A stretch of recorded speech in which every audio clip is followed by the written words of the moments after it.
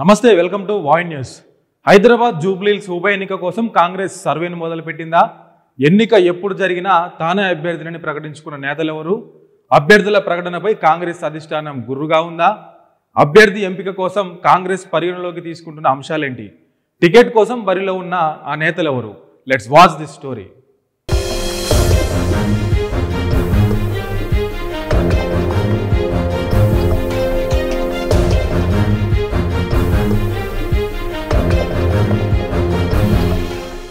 తెలంగాణలో స్థానిక సంస్థల ఎన్నికల హడావుడితో పాటు ఎమ్మెల్యే మాగంటి గోపీనాథ్ మరణంతో ఖాళీ అయిన జూబ్లీహిల్స్ స్థానంపై రాజకీయ వేడి రాజుకుంది. ఉప ఎన్నిక కోసం కాంగ్రెస్ ఆశావహులు ప్రయత్నాలు మొదలుపెట్టారు. సాధారణంగా ఉప ఎన్నికల్లో అధికార పార్టీ అభ్యర్థికే గెలుపు అవకాశాలు ఉంటాయి.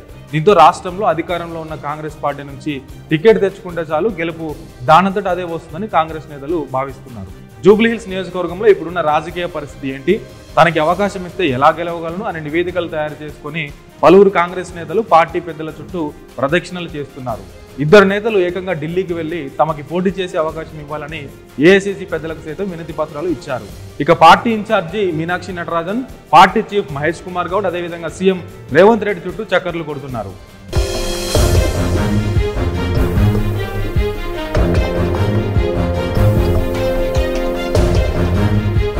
కాంగ్రెస్ పార్టీ సైతం జూబ్లీహిల్స్ ఉప ఎన్నికను అత్యంత ప్రతిష్టాత్మకంగా తీసుకుంది. ఇన్ఛార్జి మీనాక్షి సైతం ఈ ఎన్నిక కోసం కసరత్తు మొదలుపెట్టినట్టు సమాచారం. తెలంగాణ ఇన్ఛార్జిగా తనకి ఇది మొదటి ఎన్నిక కాబట్టి మీనాక్షి ఈ ఉప ఎన్నికను సవాలుగా తీసుకున్నారు. గ్రేటర్ ఎన్నికల ముందు జరగనున్న ఉప ఎన్నిక ప్రభావం గ్రేటర్ పై తప్పకుండా ఉంటుంది. గతంలో దుబ్బాక ఎన్నికల్లో గెలిచిన బీజేపీ ఆ తర్వాత జరిగిన గ్రేటర్ ఎన్నికల్లో ఎవరు ఊహించని స్థానాలు కైవసం చేసుకుంది. అర్బన్లో బీజేపీ ప్రభావం ఎక్కువగా ఉంటుంది కాబట్టి జూబ్లీహిల్స్ ఉప ఎన్నికల్లో కాంగ్రెస్ గెలవకపోతే గ్రేటర్ ఎన్నికలపై కూడా ఆశలు వదులుకోవాల్సి ఉంటుందని కాంగ్రెస్ నేతలు అంచనా వేస్తున్నారు.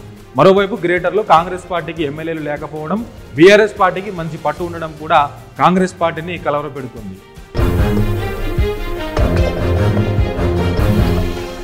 మొన్నటి అసెంబ్లీ ఎన్నికల్లో జూబ్లీహిల్స్ నుంచి అజారుద్దీన్ కాంగ్రెస్ అభ్యర్థిగా పోటీ చేశారు. 64,212 ఓట్లతో అజారుద్దీన్ రెండవ స్థానంలో నిలిచారు. రానున్న జూబ్లీహిల్స్ ఉప ఎన్నికల్లో కూడా తానే పోటీ చేస్తారని అజారుద్దీన్ ప్రకటించారు. నేను 100% పోటీలో తప్పకుండా ఉన్నాను. ఈ ఎలక్షన్లో బై ఎలక్షన్లో కాంగ్రెస్ 100% గెలుస్తుంది. దీనిపై పీసీసీ చీఫ్ మహేష్ కుమార్ గౌడ్ స్పందించారు. ఇప్పటికీ కాంగ్రెస్ అభ్యర్థిపై ఎలాంటి నిర్ణయం తీసుకోలేదని, ఒక ప్రాసెస్ ప్రకారం అభ్యర్థి ఎంపిక ఉంటుందన్నారు మహేష్ గౌడ్. అజరుద్దీన్ గారు ఏదో నేను మళ్ళీ పోటీ చేస్తానని తప్పేం లేదు. గతంలో ఆయన పోటీ చేశాడు కాబట్టి మళ్ళీ పోటీ చేస్తాను చెప్తా ఉన్నాడు. కానీ అది అంతిమం కాదు. ఎవరికి వారు నేను పోటీ చేస్తానంటే ఫైనల్ కాదు. అభ్యర్థి ఎంపిక కోసం కాంగ్రెస్ కొన్ని అంశాలను పరిగణలోకి తీసుకుంటున్నట్లు సమాచారం. జూబ్లీహిల్స్ లో కాంగ్రెస్ అభ్యర్థి గెలిస్తే మంత్రి పదవి వచ్చే అవకాశాలు చాలా ఎక్కువగా ఉన్నాయి. ఆశావాహులు అధికంగా ఉన్న నేపథ్యంలో కాంగ్రెస్ ఎవరికి టికెట్ ఇస్తుందో వేచి చూడాలి.